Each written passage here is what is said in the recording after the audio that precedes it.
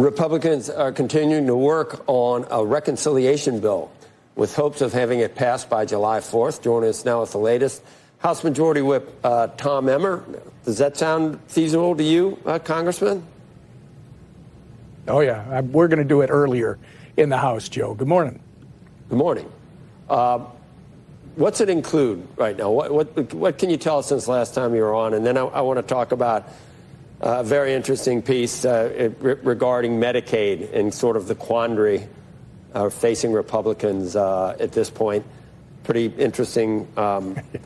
Just some tough love from the editorial board about that this is the moment for Republicans to actually face down what has become, really kind of an embarrassment on who Medicaid favors. It favors able-bodied men over pregnant women and disabled people. And yet Republicans are afraid to take it on directly.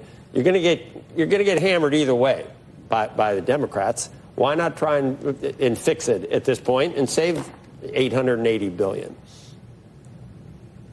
Well, unlike you, Joe, the reporting on this stuff is not exactly right down the middle. But first, where we're at with the bill, we've got 11 committees of jurisdiction that are writing a piece of this bill.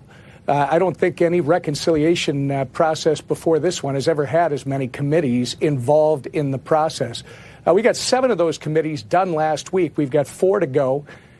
We don't have hearings scheduled yet this week because people are working out the details. And as soon as that's done, the goal that our speaker has is to put this on the floor by the week of May 19th. So the goal is to get it out of the House before Memorial Day, and we're still on track to do that. That's what makes it big, and that's what makes it beautiful, I guess the president would say. We'll talk about Medicaid in a second. What's it going to? How are you going to pay for any of the new tax proposals from the president if you extend all of the 2017 tax cuts? Well, remember, extending them, we've got differences of opinion in both the House and the Senate as to how you do that as well. On the House side, they have included pay-fors for even extending the tax cuts that have been in place for 7 years, since 2017. Anything additional, they'll have to find offsets for that, and I leave that to our chair, Jason Smith, and his committee. They'll let us know what that is. You'd be okay with raising millionaires, raising the top rate back to 40%? You know, that's a cute campaign slogan, but the fact of the matter is that 2 or 3% isn't going to make the difference. Our government already has enough revenue, Joe. The issue is we've got a spending problem. We've got to address it. I think extending the tax cuts that have been in place for the last 7 years is imperative. If we don't get it done, Joe, the average American is going to experience $1,600 in increase in their taxes, the average American. And 40 million American families are going to lose half of their child care tax credit, or their child tax credit. So it's imperative that this gets done so that we don't have a $4.5 to $5 trillion tax increase on all Americans. Then if you're going to extend those and do the no tax on tips and all these other sort of new ideas from the president, you say you're going to have some pay for it. I don't know where you go if you don't go at least look at Medicaid, because the savings you just can't get anywhere else. And you've got something sort of on a platter here. Right now, the feds pick up 50 to 77% of the tab for pregnant women or for disabled people. Yet the feds pay 90% for prime-age adults eligible to work and everything else because of Obamacare. And it's that way now. And a lot of states sort of entered that Faustian bargain, to pass it. And now they're addicted to it. But that'd be a natural place to start. Is that a possibility? Actually, the natural place to start is exactly where Donald Trump wants us to start, which is getting the waste, fraud, and abuse out of the program, Joe. According to the GAO, there's about $50 billion in waste, fraud, and abuse in the Medicaid program on an annual basis. That's $500 billion over the 10-year budget cycle.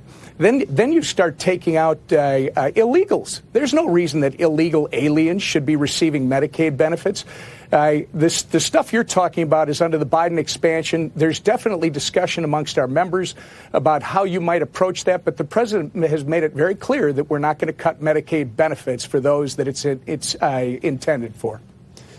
You're going to be whipping, and I wasn't, we call some people Mr. Chairman, Mr. Leader, Mr. Speaker. I can't call you Mr. Whip. I just don't, I don't think that. So, Congressman, does that work for you? Congressman, or what's the proper thing I should be calling you? It's some of the nicest things they call me, Joe. Okay. Yeah, compared to the other stuff you get called. So are you going to be able to, how's the Freedom Caucus? How are the people that, watching the president's poll numbers, how are people in districts where President Trump barely carried? How do you get all those cats wrangled together for the big, beautiful bill? That's a tough job. I wouldn't even accept that job if I were. It's too hard. Well, keep in mind, Joe, I mean, you're focusing on my side of the aisle, which I expect because we're the ones that are governing. But there are 13 Democrats that are sitting in seats across this country that Donald Trump won in November.